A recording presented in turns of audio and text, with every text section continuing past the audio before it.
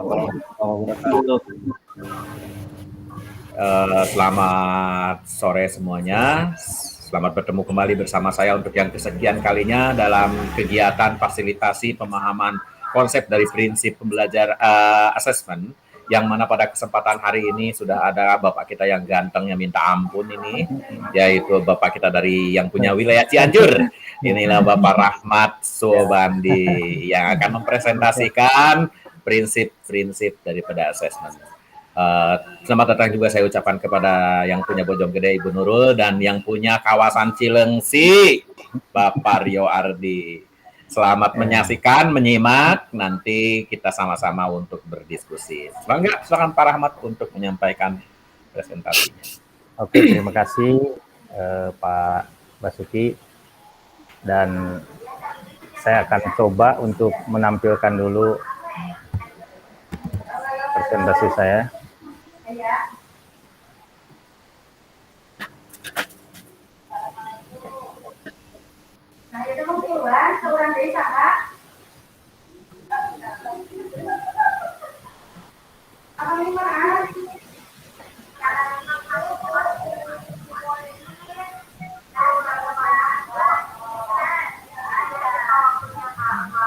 Oke, nampaknya ada masalah. Bentar, sudah mau jalan dia.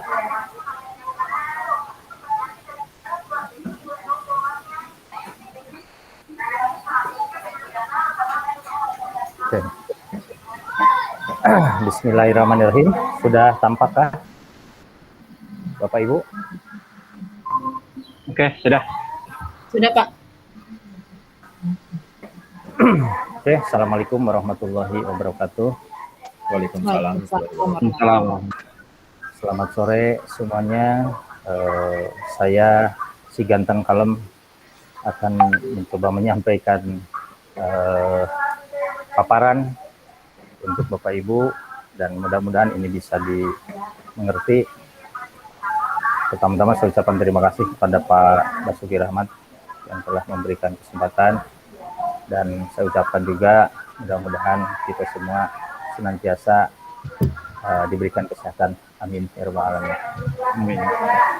Materi yang akan saya sampaikan yaitu terkait dengan prinsip asesmen. Namun sebelum kepada materi yang lebih jauh lagi, seperti yang kita ketahui, dan saya berpandangan bahwa Bapak Ibu tentunya sudah familiar dengan yang namanya asesmen. Nah, untuk itu mungkin dari Bapak Ibu, apa yang dimaksud dengan asesmen menurut pandangan Bapak Ibu sebelum saya lanjutkan kepada materi yang selanjutnya. Mangga silahkan, mungkin Ibu Nurul atau Pak Rio.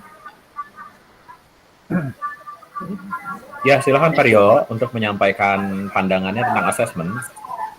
Baik, asesmen menurut saya ini penilaian guru terhadap peserta didik untuk mengetahui hasil belajar peserta didik. Seperti itu Pak Rahmat kurang lebihnya.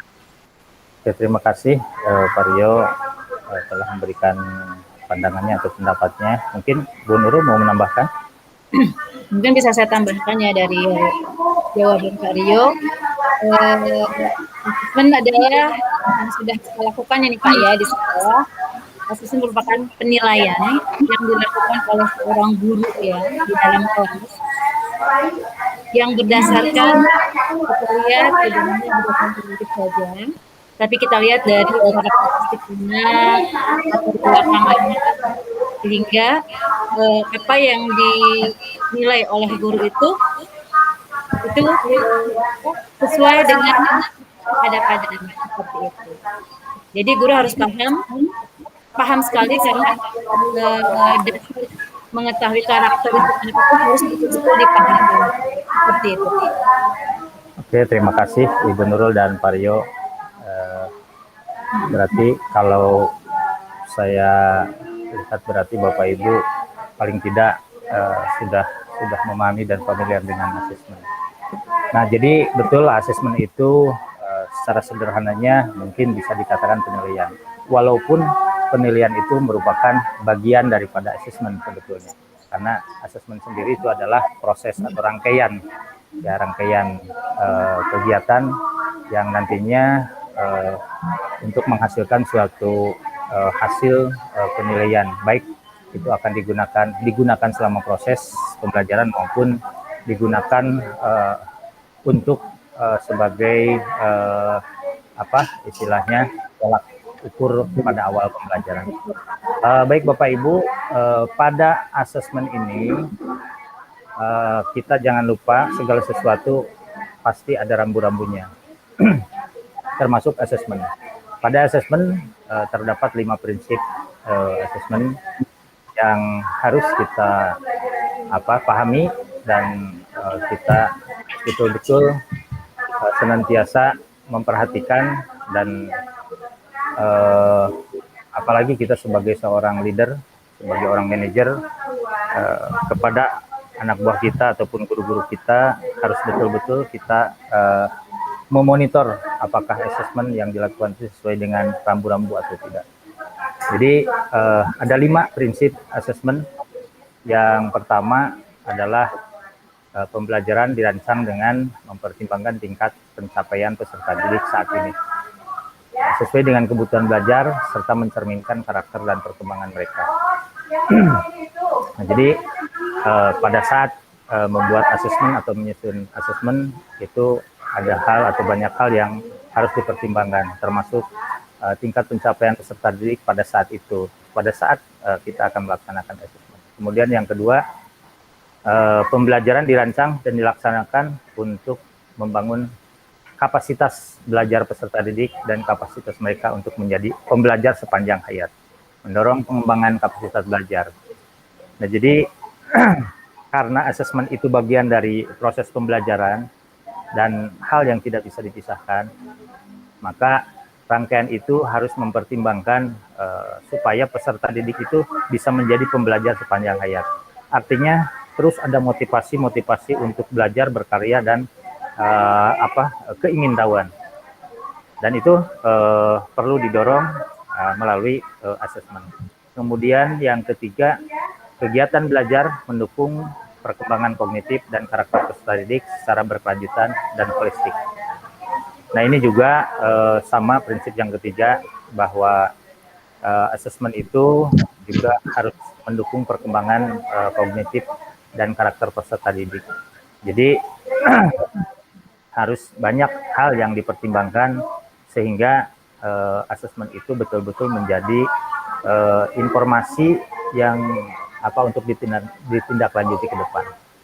Kemudian yang keempat, pembelajaran yang relevan, yaitu pembelajaran yang dirancang sesuai konteks kehidupan dan budaya peserta didik, serta melibatkan orang tua dan komunitas sebagai mitra. Nah, jadi di dalam konteks asesmen ini itu mengandung prinsip pembelajaran yang relevan. Jadi kesesuaian di perancangan antara konteks kehidupan budaya peserta didik, keadaan orang tua, kemudian komunitas-komunitas sekitar pembelajaran itu juga harus menjadi pertimbangan. Kemudian yang kelima, pembelajaran berorientasi pada masa depan yang berkelanjutan. Jadi pada saat menyusun asesmen itu orientasi penyusun atau kita itu harus jauh ke depan. Artinya karena ini sifatnya berkelanjutan, jadi tidak stuck di satu titik, tetapi akan terus dan terus. Nah, itu merupakan 5 prinsip asesmen yang tidak bisa kita indahkan pada saat kita menyusun asesmen tersebut. Bapak Ibu yang saya hormati, kita lanjutkan kepada hal yang lain yang terkait dengan 5 prinsip tadi. Dan ini mungkin slide yang ini karena masih terkait di 5 prinsip yang tadi, ini saya lewat dan ini tidak perlu saya jelaskan satu persatu. Dan Bapak Ibu silahkan nanti kalau ada hal-hal yang memang perlu ditanyakan, silahkan untuk dipertanyakan.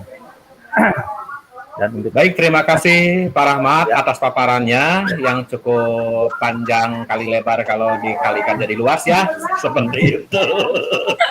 Ini masuk materi matematika juga ternyata presentasi kita hari ini.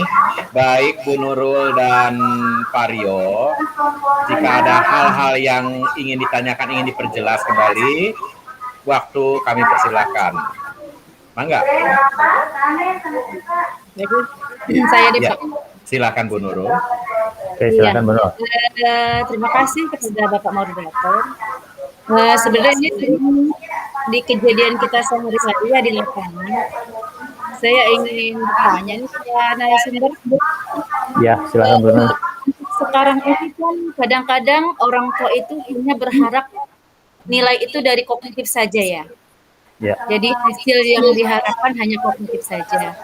Karena tujuan mereka nanti bagaimana untuk masuk tingkat selanjutnya di pendidikan. Karena kita di sekolah dasar otomatis SMP. Betul. Nah sekarang yang saya ingin tanyakan,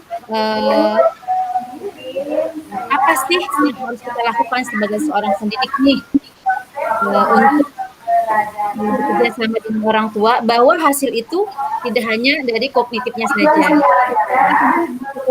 Untuk hasil akhir itu, apalagi sekarang di program sekolah penggerak ya, ada yang namanya kita penilaian ya, diagnostik, formatif, dan sumatif.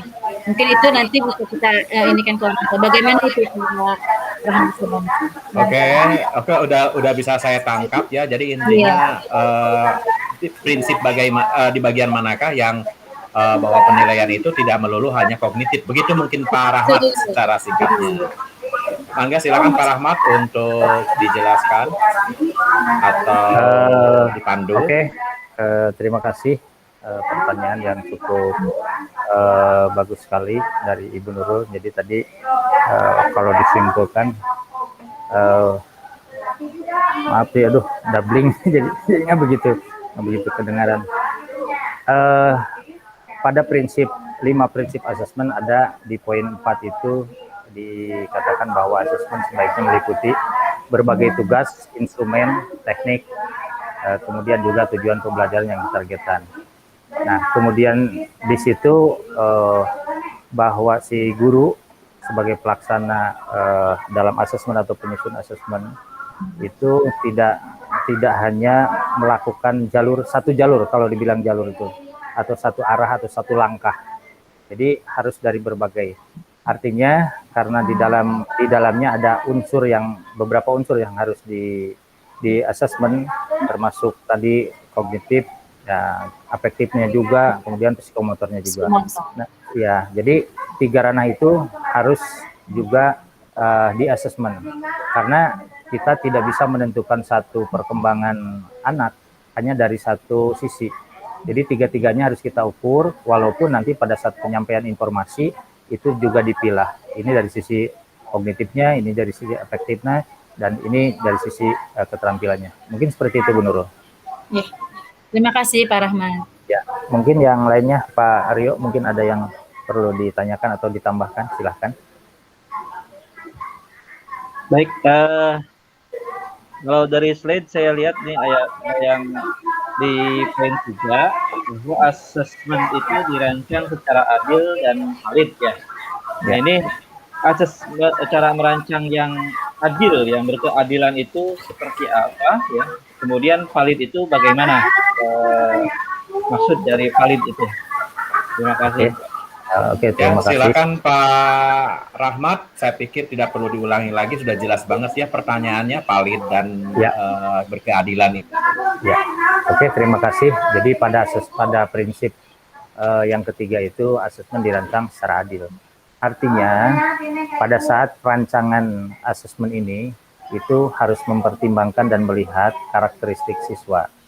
Artinya kita tidak bisa begitu saja menerapkan asesmen tanpa melihat kemampuan, tanpa melihat perkembangan, tanpa melihat juga latar belakang, kultur, dan segala macam dari diri anak itu. Pada intinya, kalau itu tidak dilakukan secara adil, maka anak akan dirugikan. baik yang anak yang mungkin masih di bawah rata-rata ataupun di atas rata-rata. Jadi pada prinsipnya keadilan itu tidak ada yang dirugikan dan tidak ada yang diuntungkan. Kemudian untuk valid, asesmen itu harus mengandung unsur validitas. Artinya itu betul-betul dirancang untuk bisa dipertanggungjawabkan. Jadi tidak hanya mengarang bebas, tetapi betul-betul rambu-rambunya juga diperhatikan. Sehingga pada saat pihak-pihak tertentu atau pihak orang tua menanyakan hasil ataupun hasil asesmen, itu betul-betul kita bisa mempertanggungjawabkannya dengan benar dan betul-betul bisa dipercaya oleh pihak yang berkepentingan. Mungkin seperti itu, Pak Rio. Baik, terima kasih. Baik, mengingat waktu yang tidak memungkinkan kita untuk mempanjang dan mengkalikan dengan lebar supaya tambah luas, maka saya simpulkan bahwa kegiatan pada hari ini bahwa prinsip-prinsip pembelajaran, prinsip-prinsip assessment ada 5, yaitu terpadu dalam proses pembelajaran, kemudian sesuai dengan tujuan, lalu direncanakan secara adil dan valid, kemudian meliputi berbagai bentuk tugas, instrumennya maupun tekniknya, kemudian laporannya yang sederhana. Menyangkut pertanyaan tadi dari Bu Nurul dan Pak Rio ya, bahwa sesuai dengan prinsip bahwa asesmen itu dirancang dengan berbagai bentuk tugas supaya tidak hanya melulu kognitif. Kemudian dari Pak Rio yang valid dan berkeadilan sudah jelas ya, dilaksanakan sesuai dengan karakteristik anak supaya benar-benar adil, kemudian valid dapat dipertanggungjawabkan.